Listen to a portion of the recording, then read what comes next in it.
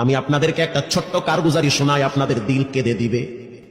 2016 সালের ঘটনা। তখন ঢাকায় মোহাম্মদপুর আমি খতমে তারাবির জন্য 2 জন হাফেজ নিয়োগ দেওয়া হবে কেন্দ্রীয় মসজিদে। অনেক হাফেজে কোরআনরা সিরিয়াল ধরেছে তারাবি পড়াবে। কার মনে না চায় এত বড় এক মসজিদে আমি যদি চান্স পাইতাম তো আমার কপালটা খুলে যেত। শুক্রবার দিন সবাই দরখাস্ত রাখলো, ইন্টারভিউ শুরু হয়ে গেল। পরের জুমায় অসংখ্য ছাত্রদেরকে দেখছি খতমে তারাবির জন্য ইন্টারভিউ সিরিয়াল দিয়েছে। ইন দি মিন টাইমে মসজিদের বারান্দার দরওয়াজায় কে যেন নক করতেছে। খাদেম সাহেব আস্তে করে জালনা খুইলা উকি মাইরা দেখতেছে যে 2টা ছোট বাচ্চা বাহিরে দাঁড়িয়ে আছে, একেবারে অল্প বয়স। খাদেম প্রশ্ন করলো, তোমরা কারা, কেন আসছো? বলে, আমরা 2 জন আসছি খতমে তারাবির ইন্টারভিউ দেওয়ার জন্য। খাদেম সাহেব একবার পায়ের দিকে তাকায়, আবার জামার দিকে তাকায়, কারণ কথার সাথে বাহ্যিক সুরত মিলে না। অন্য অন্য ছাত্রদেরকে দেখছি কত উন্নত পোশাক পরে, গেটআপ কত সুন্দর করে ইন্টারভিউ দেওয়ার জন্য আসছে। আর এই 2 জনের দিকে তাকায় দেখলাম মনে হয় রাস্তায় ভিক্ষা করতে করতে আইছে, মানায় না, একেবারে গরিব। খাদেম বলল, ইন্টারভিউর ম্যাচ শেষ, চলে যাও বাড়িতে, নেওয়া হবে না। যাদের ব্যাপারে পরীক্ষা নেওয়া হয়েছে তাদের ব্যাপারে ঘোষণা দেওয়া হবে। বাচ্চা 2টা নাসরবান্দা বলতে আছে, আমাদের তো টাকা নাই যে আমরা ভাড়া দিয়ে এখানে আসবো। বাবায় বড় কষ্ট করে 2-4টা টাকা জমা কইরা পকেটে দিয়া পাঠায় দিছে, এজন্য আসতে দেরি হয়েছে। খাদেমের বড় মায়া লাগছে, কারণ খাদেমও গরিবের সন্তান। ভিতরে গিয়া মুয়াজ্জিম সাহেবের বলতে আছে, ও ভাই, বাহিরে 2টা বাচ্চা দাঁড়ায় আছে, ওরা নাকি হাফেজে কোরআন, কিন্তু দেখলে তো মানায় না। মুয়াজ্জিম সাহেব ধমক দিয়া বলতে আছে, কোনো সুযোগ নাই, তাড়ায় দাও। খাদেম গিয়া ইমামের কানে কানে বলতে আছে, হুজুর, বাহিরে 2টা বাচ্চা দাঁড়িয়ে আছে, চেহারার ভিতরে এত মায়া, কিন্তু বাহ্যিক সুরত মিলে না, ওরা নাকি কোরআনের হাফেজ। পাশেই তো রহমানিয়ার মুহাদ্দিস সাহেব বসা আছে, তিনি বলতে আছে, কি ব্যাপার, ফিসফিস করে আপনি কি বলতেছেন? বলে, হুজুর, বাহিরে 2টা বাচ্চা দাঁড়িয়ে আছে, তারা খতমে তারাবির ইন্টারভিউ দিতে চায়। মুহাদ্দিস সাহেব বলল, কোনো কথা নাই, আল্লাহর ঘরের দরওয়াজা খুলে দাও, এখানে কোনো পার্সিয়ালিটি চলবে না।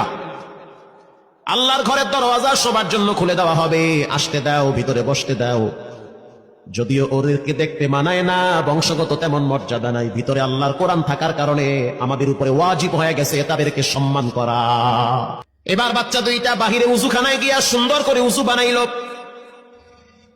উজু বানাইয়া ভিতরে ঢুইকা আমি তাকায় দেখতেছি লঙ্গির এক মাথা নিচে আর এক মাথা উপরে। এতটাই ভয়াবহ অবস্থা, কিন্তু আজীব দৃশ্য। 2 জনের চেহারা একই রকম লাগে, 2 জনের চেহারা একই রকম লাগে। কে বড় কে ছোট বোঝা বড় কঠিন হয়ে গেছে। মুসলমান ভাইরা আমার, ইমাম সাহেব প্রশ্ন করলো, তোমরা 2 জনের বাড়ি কোথায়? বলে, আমরা নারায়ণগঞ্জে ভাড়া থাকি। বাড়ি কোথায়? বলে, আমাদের বাড়ি কুড়িগ্রামে। কুড়িগ্রাম থেকে ঢাকায় কেমনে আসছো? বলে, বাবাই ঢাকায় নিয়ে আসছে। কয় মাসে কোরআন শরীফ খতম করেছো? বলে, আমরা 2 জনে 11 মাসে 30 পারা কোরআন খতম করেছি। ইমাম সাহেব একবার চেহারার দিকে তাকায়, আর একবার পায়ের দিকে তাকায়। স্থানীয় গণ্যমান্য অনেক ব্যক্তিরা তাকায় আছে এদের দিকে। ইমাম সাহেব বলতে আছে, বাবা, তারাবির ইন্টারভিউ শেষ হয়ে গেছে, বাড়ি চলে যাও। যেটা একটু দেখতে ছোট, ও চোখের পানি দেখলাম টিস্যু দিয়া মুছতেছে। কেন কাঁদতেছো? বলে, আমরা গরিব, তার জন্য মনে হয় আমাদেরকে তাড়ায়া দিতেছে। আমরা জানতাম না ইন্টারভিউ তাড়াতাড়ি শেষ হয়ে যাবে, আসতে দেরি হয়েছে, কারণ আমাদের তো ভাড়া টাকা ছিল না, বাবাই কষ্ট করে কিছু টাকা দিয়েছে, সেটা দিয়ে এখানে আসছি।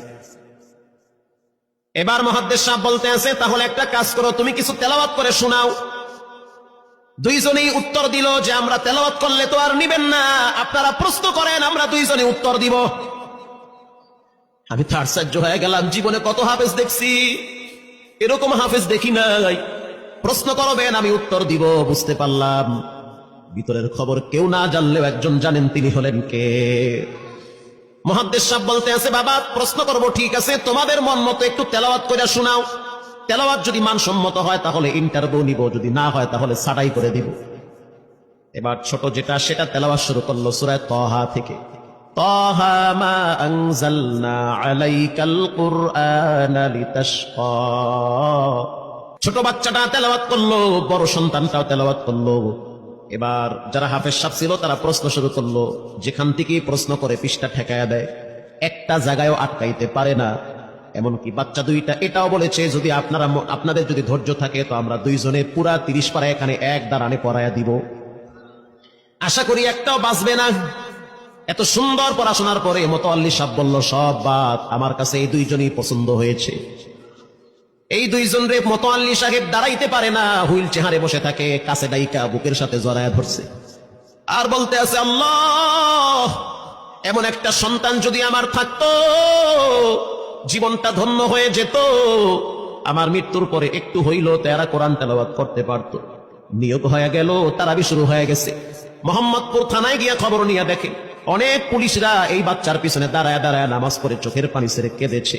শুধু তাই নয়, অনেক হিন্দু মহিলারা পর্যন্ত রাস্তায় হাঁটার সময় তেলাওয়াতের আওয়াজে দাঁড়ায় দাঁড়ায় কোরআন শ্রবণ করেছে। শুধু তাই নয়, অনেক বড় বড় ডাকাত, মাস্তান, সন্ত্রাস, কিশোর গ্যাংরা পর্যন্ত দাঁড়ায় দাঁড়ায় কোরআনের আওয়াজ শুনেছে। 17ই রমজান দেশে বদর দিবস, হাজার হাজার মুসল্লি দাঁড়িয়ে আছি। ইমাম সাহেব জানে না যে এরা দুইজনে আপন মায়ের পেটের ভাই হয়, এটা ইমামের জানা নাই। দুইজনে তারাবি চলতে আছে, চমৎকার পড়া, পিছনে শত শত মাওলানা মুফতি দাঁড়ায় থাকে। মনে হইতেছে তেলাওয়াতের আওয়াজে আর এক জগতে হারিয়ে যায়, এত সুন্দর পড়া। তারাবি শেষ হয়ে গেল, মুসাফা শুরু হয়ে গেল। বাচ্চা দুইটারে কেউ বুকের সাথে জড়ায়, কেউ কপালে চুমা দেয়, বলে আল্লাহর কোরআনকে চুমা দেয়। হাজার হাজার মানুষ যখন আস্তে আস্তে নামাজ শেষ করে চলে গেল, একেবারে মসজিদের পিছনে বারান্দার পরে আরো একটা বারান্দা থাকে, ওই বারান্দায় এক লোক বসে বসে গামছা দিয়া চোখের পানি মুছতেছে। কিছুক্ষণ পরে লোকটা দেওয়ালের সাথে কপালটা ঠেকায় দিয়া একেবারে অস্থির হয়ে গেল, মনে হচ্ছে তার ভিতরে কাঁপুনি শুরু হয়ে গেছে।